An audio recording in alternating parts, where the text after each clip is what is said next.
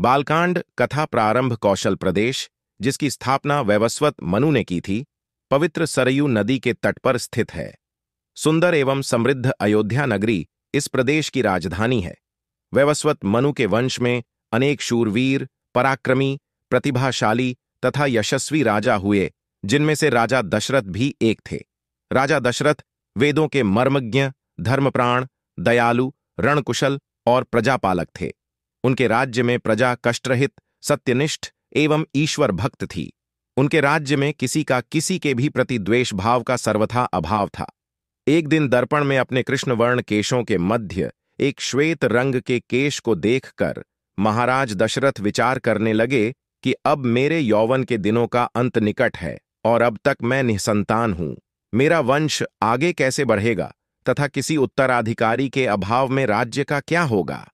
इस प्रकार विचार करके उन्होंने पुत्र प्राप्ति हेतु पुत्रयेष्ठ यज्ञ करने का संकल्प किया।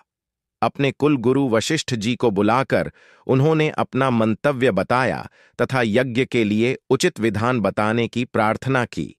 उनके विचारों को उचित तथा युक्त जानकर गुरु वशिष्ठ जी बोले, हे राजन, पुत्रयेष्ठ यज्ञ करने से अवश्य ही आपकी मनोकामना पूर्ण होगी, ऐसा मेरा विश्वास है।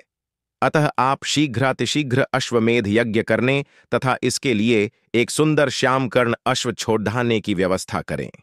गुरु वशिष्ठ की मंत्रणा के अनुसार शीघ्र ही महाराज दशरथ ने सरयू नदी के उत्तरी तट पर सुसज्जित एवं अत्यंत मनोरम यज्ञशाला का निर्माण करवाया तथा मंत्रियों और सेवकों को सारी व्यवस्था करने की आज्ञा देकर महाराज दशरथ ने रणनिवास में जाकर अपनी तीनों रानियों कौशल्या, कैकेयी और सुमित्रा को यह शुभ समाचार सुनाया।